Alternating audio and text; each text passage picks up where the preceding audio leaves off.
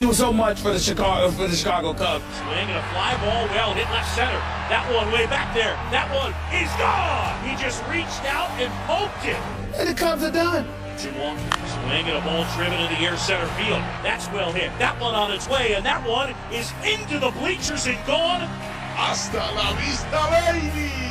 The right-hander kicks and fires. Right there, got him looking, and that is the ball game. M-E-T-S, Mets. That's for you, Jeff. See what I have to put up with. DeGrom-ination. Jacob DeGrom threw 7 strong innings. Daniel Murphy homered in his 5th straight postseason game, and the Mets took a 3-0 lead in the NLCS after a 5-2 win last night. The only team in MLB history to come back from a 3-0 deficit is the 2004 Red Sox. Stephen I remember that. Smith. I remember that. Is Who was this... Wait, they came back on the Yankees? Was that right? Yeah, they did. Okay, go ahead. That might be the worst. Yeah, that might be my worst moment I would imagine. in sports ever. Yeah. Really? Ever. It broke my heart. Okay. I was depressed for weeks after that. I really, really was. But let me say this. You don't need to ask the question. We all know what the obvious question is. Is the series over? Is the series over? Of course it's over. The Cubs are about to get swept. Now, I do understand. I told you this yesterday. Now, I understand that listen, they got a shot against Mats because of the quadruple boys with Mats. Obviously, he's not DeGrom, he's not Syndergaard, he's not Harvey, but he's pretty damn good. I think he can shut it out. I think that the Cubs' last chance was last night. It was windy, it was raining, it was cold. Obviously, they didn't have Arrieta. Well, they didn't have Arrieta pitching for them, even though he got smacked around a little bit by the New York Mets. In the end, you have to concede, Skip Bayless, that the New York Mets just happen to be a very good basketball, football, or baseball team right now. I'm saying basketball, football, That's baseball. Okay, we covered it all. Here's the deal: pitching wins championships in baseball. In the regular season, you need the hitting. Of course, you needed the hitting last night. It was nice to see David Wright get the double. It was nice to see Cespedes do what he did. Daniel Murphy is playing like a flat-out stud. But that's not why I picked the Mets. I picked the Mets to win this series because I knew that the Cubs coming into this postseason pretty much had Arrieta and nothing else. If this was the best of 3 and he was able to pitch game 1, that would have been maybe different. He was able to, but he didn't. But the bottom line is this. You've got, listen, it's over. I believe it's going to be a sweep. Is it possible the Cubs might win tonight? Sure. But chances are no, not at all. Chances are they're going to be demoralized. It's over. Chicago had their nice little run. It was nice to see the fans. They have something to cheer about when it came to the Cubs. Theo Epstein, Joe Madden, you've got a bright future ahead of you if you're a Chicago Cubs fan because of these guys. But the problem that you have is that the Mets are going to be waiting.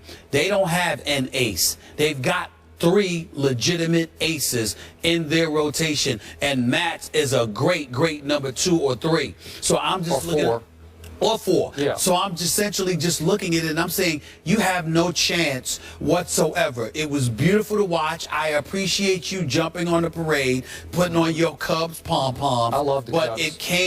it will come to a screeching halt officially. The Cubs are about to get swept. The New York Mets will be going to the World Series. And I say the Cubs have yet another New York team right where they want it. No, really.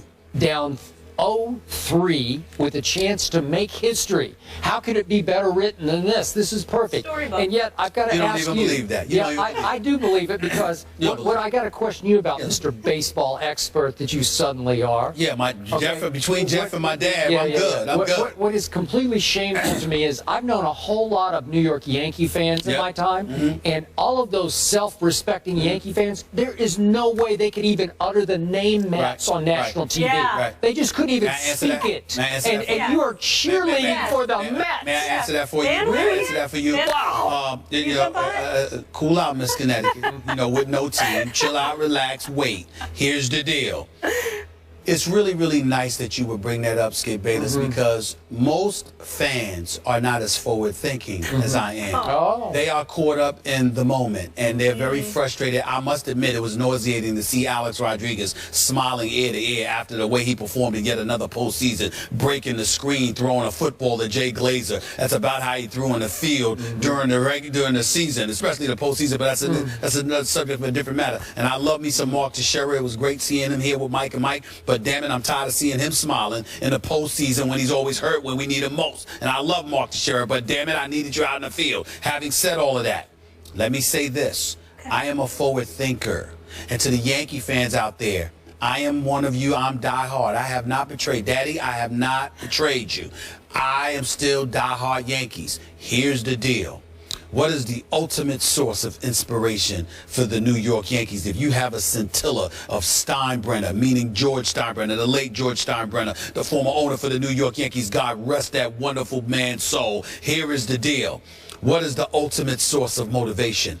If the New York Mets win, it will prioritize and elevate the level of urgency for the New York Yankees. Rooting Absolutely. Absolutely. Absolutely. Anybody that knows, you can say whatever you want. You can pretend all you want to. You know how I feel about my Yankees. The bottom line is this. We don't have the farm system that the Mets have. Sandy Alderson has done a fabulous job in the whole aftermath of the Bernie Madoff scandal with the Wilpons. But in the end, the New York Yankees, damn it, I'll admit it publicly. If we got to buy a championship, be my guest. Open the bank book, pay the dollars, get who you need to get so we can stop this travesty of the Mets being the representatives of New York more than the New York Yankees. If that means the Mets having to win the World Series to get that done, I'm all for it. Ain't no shame in my game. Ain't no shame in my game. My man Jeff knows that too. I don't care.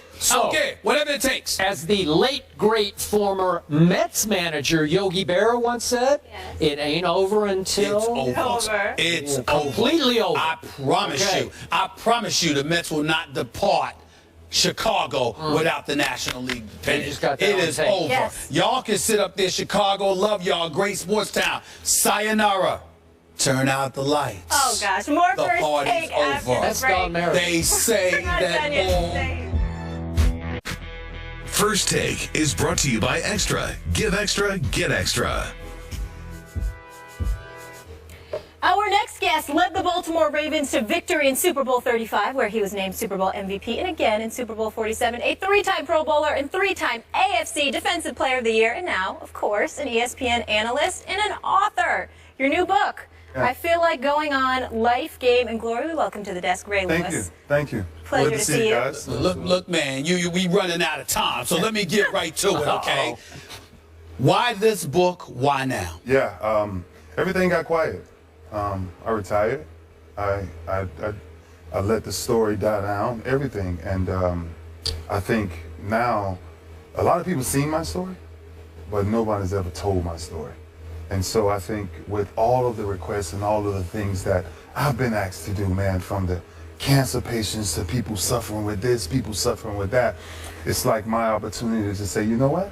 You may have seen part of my story, but I promise you, if you keep going, you know, there's glory on the other side of it. So I thought it was appropriate time. Okay. Pardon the harsh transition here, but we got to talk some football, and we're about out of time. Yeah. Your Baltimore Ravens. Yeah. How much are they missing having a you in that locker room right now? Yeah, it's different. It's different. They have to start all over, right? And you see franchises go through things like this, but they don't have that cornerstone yet, right? And for years they was graced with that, right? It was what we created in Baltimore, what Oz and Newsom did in 1996, and now they have to create that. When you see, you know, the games, it's the offense one week, it's the defense the next week, and then you look for that one person that you say, who is that one person, right? That they go to. Who is it? Yeah, is it Steve Smith? Is it? Well, you know, Steve is. He come from another place, so it's a little bit different because he's a leader of his own, right? He plays the game one way, but it's going to have to be somebody that's going to be looked towards the future, right? What does the future look like for the Baltimore Ravens? So many questions about Peyton Manning right now.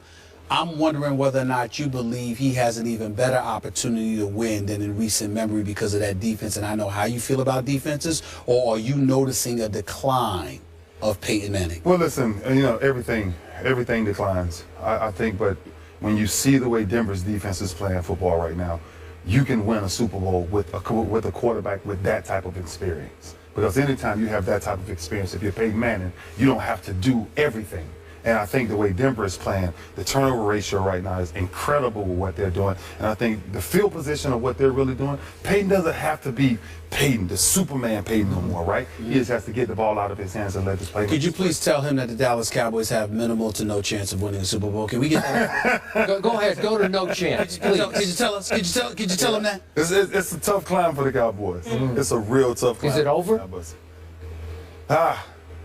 You know what? You never know when it's over, right? And I always say that. Who do you pick? Who's the Super Bowl champ? Who do you have fun with? And I always say, listen, playoff time is always gonna be the team that gets hot. What about Seattle? Because I'm wondering what I've been seeing from them, and I'm seeing their defense is fragmenting, and you always talk about defenses needing to be together. I don't see that in Seattle right now. Yeah, it's all communication, man. And when you think about, those type of defenses, right? I just had this conversation. One of the guys responded about the difference of good and great defenses, right? Good defenses can really be good for a year or two and things like that. But when you start to become great, the players take ownership of the defense, right? And you don't have to. It doesn't turn out to point finger. No, me and Rod Wilson, we ain't finna point fingers. No, we finna say, listen, tight end come up the seam, you gonna take him right now, I'm gonna close to this. Yes, you're gonna communicate with all of that. But when you see the miscommunication that's going on, I think it's something I don't really know where to put my finger on. You were instrumental in getting Cam back in the fold, Cam Chancellor. Yes, sir. And a lot of people began to view him as a savior for that defense, which I thought was a little unfair to him. Would you agree with that? Yeah, he's the boom of that defense.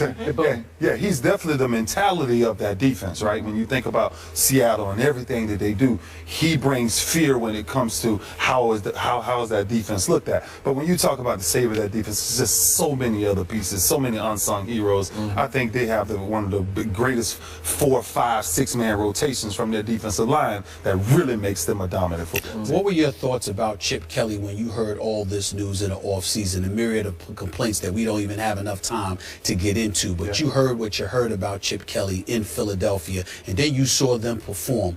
What are your thoughts about what's been going on in Philadelphia and what's going on there now? I think my real thoughts is I would love to sit down and ask him, like, when you made that transition to get rid of all of those people, right?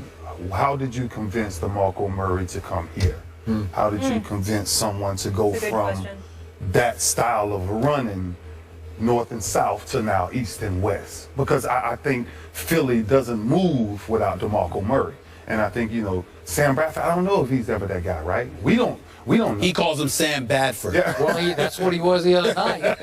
Yeah. And so I just think it's an identity, right? When you release all of those people who are Philly, picked, and now you bring in a bunch of journeymen here, there, add them in. I don't think that formula works. Just last quick question, quick answer.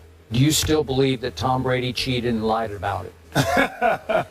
I tell you what I do believe is I believe that there's certain things that New England, no matter what they do, they will never be able to get over.